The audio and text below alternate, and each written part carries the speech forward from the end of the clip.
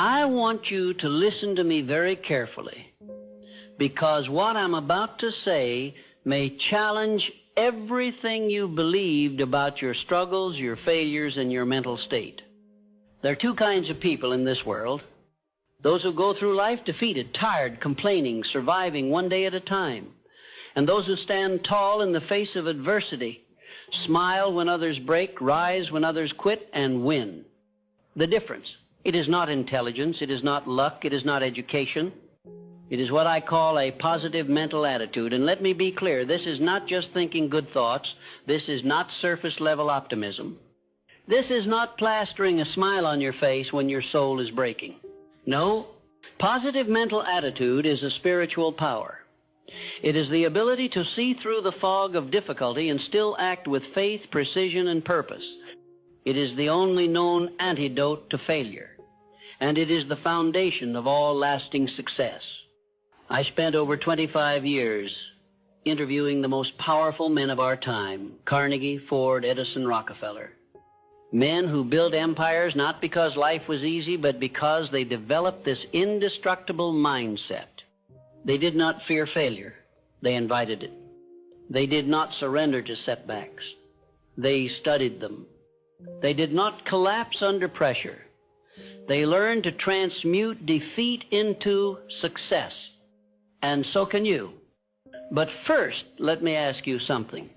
What is controlling your mind today? Is it fear, doubt, self-pity, resentment? Or is it faith, purpose, gratitude, desire? Because the mind does not remain neutral. It is always under the influence of something. If you do not direct it, the world will. If you do not master it, the devil will.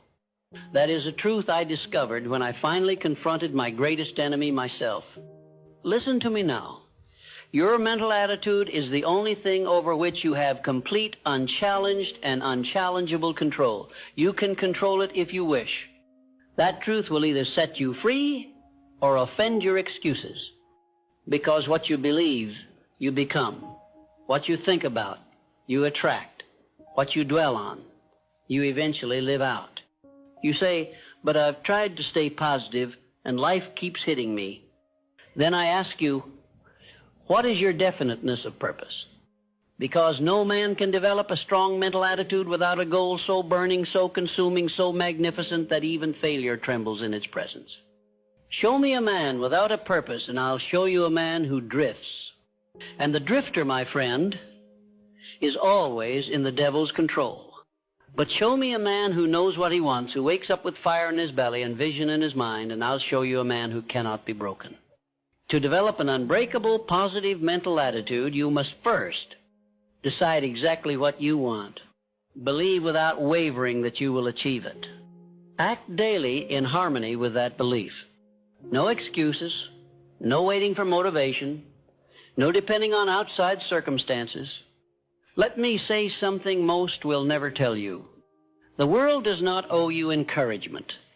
The universe does not pause to comfort your weakness, but it will always reward definiteness backed by faith.